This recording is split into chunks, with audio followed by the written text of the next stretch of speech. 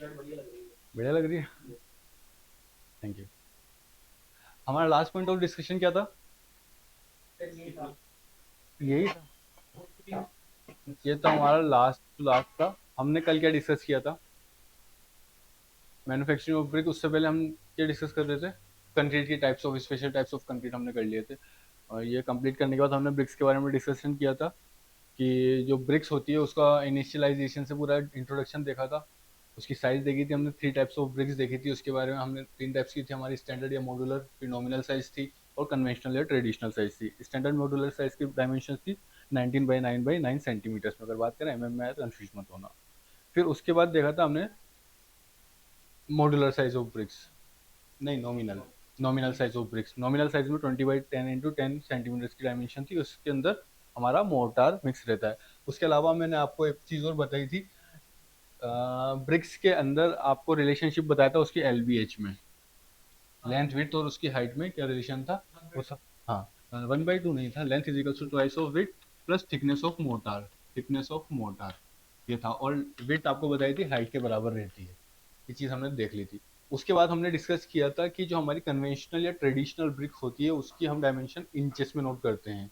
Inches में उसकी रहती है, आपको एग्जाम में भी इंचेस में ही मिलेगी, 9 बाई 4.5 बाई 3 इंच। उसको आप सेंटीमीटर में कन्वर्ट करके उसको सेंटीमीटर में लिख सकते हैं। उसके बाद हमने डिस्कस किया था कि हमने जो ब्रिक के अंदर फ्रॉग प्रोवाइड किया उसकी जो रिक्वायरमेंट, क्या जरूरत होती है फ्रॉग प्रोवाइड करने की। 2 पर्पज होते हैं। पहला पर्पज होता है शेयर की प्रोवाइड करना, लेटरल डायरेक्शन में उसकी स्टेबिलिटी को इंक्रीज करना। उसके अलावा उसमें हमने देखा था उसका मैन्युफैक्चरिंग का नाम, जो मैन्युफैक्चर है उसका नाम रखना। ये 2 पर्पज थे। उसके बाद हमने देखा था किन टाइप्स की ब्रिक्स में फ्रॉक्स नहीं देते। एक टाइप थी हमने 4 सेंटीमीटर हाइट थी, और दूसरी थी हमारी एक्सट्रूडेड ब्रिक। एक्सट्रूडेड ब्रिक जिसके अंदर हम फ्रॉक्स प्रोवाइड नहीं करते। ये चीज़ आपके एग्जाम के पॉइंट है जो भी मैं आपको बता रहा हूँ। रिवाइज कराने का मतलब है आप लोगों को, अभी तक आप खुद से आगे नहीं बोल रहे। मानता हूँ मैंने नोट्स नहीं दिए थे, ठीक है, समझ में आती है बात। आप लोग रिमाइंड करा दीजिए करो। ग्रुप में आपके पास नंबर है ही सही। कोई भी बोलेगा मैं कर दूंगा उससे। ध्यान नहीं रहता है यहाँ से, फिर जाने के बाद और दूसरे काम में चला गया था। उसके बाद हमने डिस्कशन किया था ब्रिक्स को क्लासीफाई किया था on the basis of practice of field practice के बेसिस पर हमने क्लासीफाई किया था। Class A, class B, class C, class D.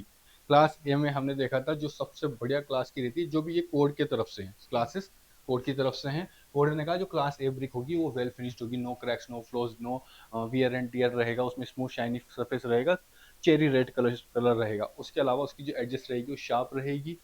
ये सब उसकी सुंदरता के बारे में डिस्कस किया था। उसके बाद उसने जो टेक्निकलिटी टर्म डिस्कस किया था,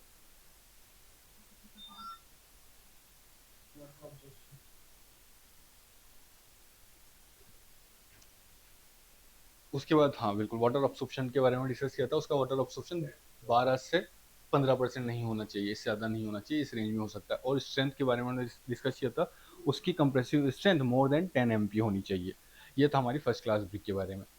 तो और इसको कहाँ यूज़ करते हैं? जहाँ पे हमारी फेसिंग ब्रिक्स होती है, जहाँ पे दिखावटी ज़्यादा हमको करनी होती है, जैसे एक्सटीरियर वॉल्स में हम यूज़ करते हैं। FRI में भी आपने देखी होगी, DIT जो भी। उसके बाद हमने सेकंड क्लास ब्रिक के बारे में डिस्कस किया था। सेकंड क्लास ब्रिक का भी अपीयरेंस ऐसा ही होता है, बस थोड़ी सी इसकी शार्प एजेस ना भी हो तो चल जाएगी, और dark deep cherry red colour नहीं भी हो तो भी चल जाएगा।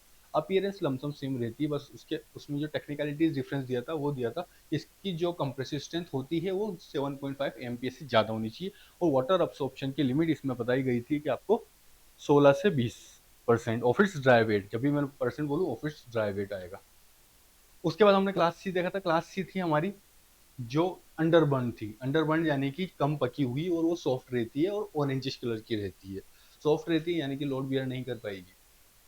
बट फिर भी हमने कहा था कि इसका वाटर ऑब्सॉर्प्शन 25% से ज़्यादा नहीं होना चाहिए, तभी वो थर्ड क्लास ब्रिक में आएगी। उसके बाद हमने डिस्कस किया था fourth class brick. Fourth class brick वो होती है जिस जो ओवरबर्न रहती है, और उसमें ओवरबर्न होने की वजह से ब्रिटल हो जाती है। जैसे कि मैंने आपको रोटी का एग्जांपल दिया था, रोटी अगर कच्ची रह गई तो सॉफ्ट रह जाएगी, ज़्यादा पक गई तो कड़क हो जाती है।